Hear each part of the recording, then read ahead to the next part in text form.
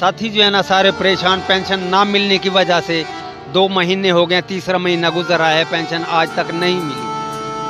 तो हम वज़ीर आज़म साहब से गुजारिश अपील करते हैं कि ग्रांट में भी इजाफा किया जाए ताकि हर महीने की तरतीब पेंशन की बन सके।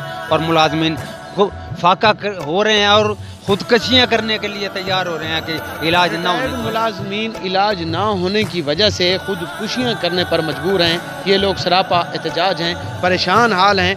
मजीद मेरे साथ मौजूद हैं और भी रिटायर पेंशनर, उनसे जान लेते हैं। तुसा दसो जी के मुश्किल सारे को कोई नहीं, सारे को पैसा आना टक्का है कोई ना, मजदूरी असा ना कर सकते यार, पेंशन साढ़े वही बच्चे ही खाने ना सौदा खिलने आए, हर जगह कहते बिया सारा वसायल कोई नहीं, इलाज का पैसे कोई नहीं सारे को, और कोई वसाइल नहीं है। दुकानदारों ने सौदे देना बंद कर दिए हैं, इलाज नहीं करा सकते। यही मुतालबा कर रहे हैं वज़ीर आला पंजाब सैयद मोहसिन रज़ा नकवी से और इसके साथ वज़ीर आज़म पाकिस्तान से और डिप्टी कमिश्नर सरगोदा से ये मुतालबा कर रहे हैं कि हमें बेखुदारा पेंशन अदा की जाए ताकि हम 2 वक्त की रोटी खा सकें।